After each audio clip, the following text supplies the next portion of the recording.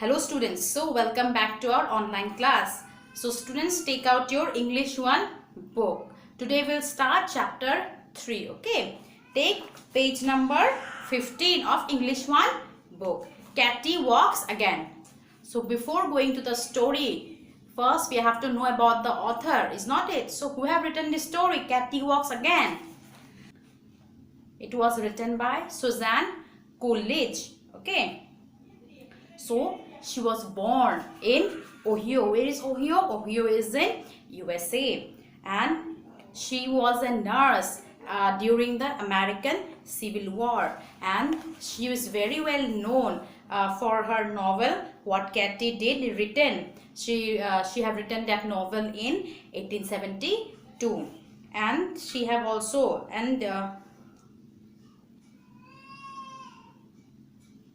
so the story she have written, that story is very much inspired by her own family, okay? And the character Catty played in the story is depicting herself. That is the author itself. Now other works of Catty includes Catty series. Now today we'll start Catty Walks Again, but there are many more series of this story, like What Catty Did at School, What Catty Did Next. She also wrote A Little Country Girl. So this is all about the author. So let's start the chapter. Catty Walks Again. So one day Clover and Elsie were busy downstairs and were startled by the sound of Catty's bell ringing in a sudden and agitated manner. Both ran up to see what was wanted. Catty sat in her chair looking very flushed and excited. Now please underline the word downstairs in the first para, second line, downstairs. Downstairs means lower floor. Please write down in the book itself. Okay, after that you copy it out in the copy. Downstairs means lower floor. And startled in the same line. Startled, slightly frightened. One day when Clover and Elsie, and now who is Clover and Elsie? Clover and Elsie was Catty's siblings. When they were downstairs, they could hear the bell ringing of Catty, and they were frightened because that bell was ringing in a very agitated manner. Agitated manner means very worried manner. And when they went upstairs, they saw Catty in a very flushed and excited. Flushed means red-faced. Then Catty told that she stood up on her feet by herself. The Clover and Elsie was too surprised to see standing her on her own feet. It was all at once, you see. Suddenly I had the feeling that I tried, I could, and almost before I thought I did try, and there I was up and out of the chair.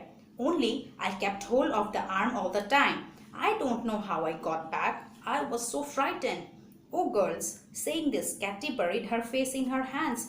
Do you think I shall ever be able to do it again? She asked, looking up, wet eyes. Why, of course you will, said Clover. Elsie danced about, crying out anxiously, Be careful, do be careful. Catty tried, but the spring was gone. She could not move out of the chair. Now Catty had a feeling that she could walk again on her own feet, and but she have hold on the arm of the chair, and by holding the arm of the chair she stood on her feet. But she thought that she buried her hands on her face and she cried, and with her wet eyes she asked Clover and Elsie that she could ever walk again. Okay, they told, of course you can. Why not? Of course you will be able to walk. Now Elsie what by here that then Elsie and Clover were very happy, and Elsie danced about. Okay, Catty tried, but the spring was gone. She could not move out of the chair at all. She began to wonder if she had dreamt the whole thing. But the next day, when Clover happened to be in the room, she heard a sudden exclamation. Turning around, she saw Catty standing on her feet. Papa, Papa, shrieked Clover, rushing downwards. Dory, John, Elsie, come and see. Papa was out, but all the rest crowded up at once. This time Catty found no trouble in doing it again. It seemed as if her will had been asleep, and now that it had woken up, the limbs recognized its orders and obeyed them. Then Then the next day, when Clover was present in the room of Katy, then she heard a voice. Okay, then she heard a voice. Then turning around, this Clover turning around, and she saw that Katy stood up again on her own feet. Then she was very excited, and she went downstairs and called out every family members. Yes, she shouted, Dory, John, Elsie, come and see Katy. Okay, so except Papa, all rushed into the room of Katy to see her. But Papa was out at that time. But this time Katy found no trouble in standing up. No. When Papa came in, he was as excited as any of the children. Now, when Papa came in, then he was also excited to see Katy. Okay, and he was as much excited as the children. He walked around and round the chair, questioning Katy and making her stand up and sit down. So, what happened when she was sitting in a chair? Then Papa made her to sit up and down again and again. And because he cannot believe his eyes that his daughter stood up on her own feet. Then, am I really going to get well? She asked almost in a whisper. Then Katy asked in a whispering manner that, yes, Papa, will I be able to walk again? Okay, then this Papa replied, yes, my love, I think you are, replied Dr. Carr. Here, Dr. Carr is the father, okay, father of Katy. Then he replied, yes, you will be able to walk. None of the children had ever before seen Papa behave so like a little boy. But pretty soon, noticing Katy's burning cheeks and excited eyes, he calmed himself, sent all the others away, and sat down to soothe and quiet her with gentle words. So, the excitement he showed when Katy stood up, that excitement, okay, no children have seen it before. Okay. I think it is coming, my darling, he said, but it will take time. You must have a great deal of patience. Then he calmed down her and told that yes, time has come. Okay, but you need to have some patience. It is not the right time for you to stand up. Oh, Papa, said Katy, it's no matter if it takes a year, if only I get well at last. Then Katy replied, Papa, I don't have any problem if it takes a year also, but if I be able to stand again. But Papa said, wait, it will tire you much more than walking about on a level. But by the end of the August, she had grown so strong that she began to talk about going downstairs. So she was thinking that now she could not only walk, she could go downstairs. But Papa said, wait, it will tire you much more walking about on a level. That will tire you. So have patience and wait for a little while. So you had better put it off a little while till you are quite sure of your feet. That time, and that is the appropriate time for you to stand up. Okay. I think so too, said Clover. Now Clover thinks that yes, that is the right time for Katy to stand up. That is by the end of August. And besides, I want to have the house all put in order and made nice before your sharp eyes sees it. Oh, I'll tell you, such a beautiful idea has come into my head. You shall fix a day to come down, Katy, and we'll all be ready for you. We will have a celebration among ourselves. That would be just lovely. How soon may be she, Papa? Well, in 10 days. I should say it might be safe. 10 days, that will bring it to the 7th of September, won't it? Said Katy. Then Papa, if I come, I will come downstairs the first time on the 8th. It was Mama's birthday, you know, she added in a lower voice. So it was settled. So as the days pass by, okay, Katy feels strong to go downstairs. So they decided a date for her walking, okay. And Clover starts preparing the house for the great event. Okay, then they decided a date, and the date is 8th of September. So why 8th of September? Because Katy told it is her mama's birthday, and that is why Katy would like to choose a date that is 8th September. Clover seemed to be very busy all the rest of that week. She was having window washed, as she said, But this explanation hardly accounted for her long absences and the mysterious exultation on her face, not to mention certain words of hammering and sawing which came from downstairs. The other children had evidently been warned to say nothing.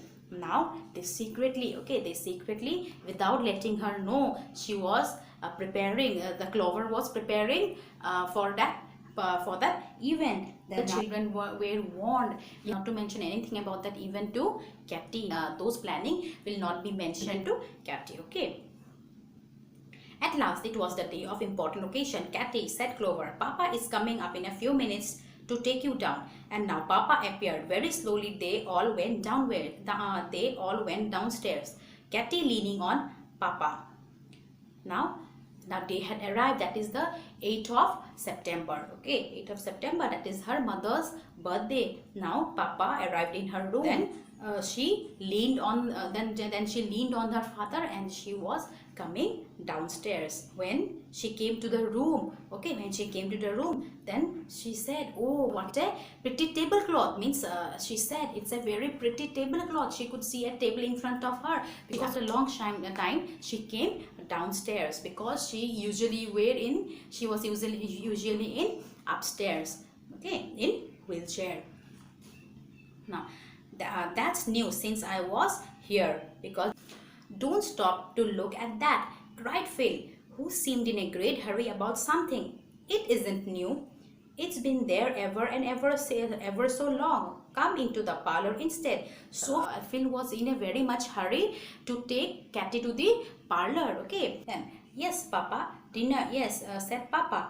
Dinner isn't quite ready yet. You will have time to rest a little after your work downstairs. You have bored it admirably. Katy, are you very tired?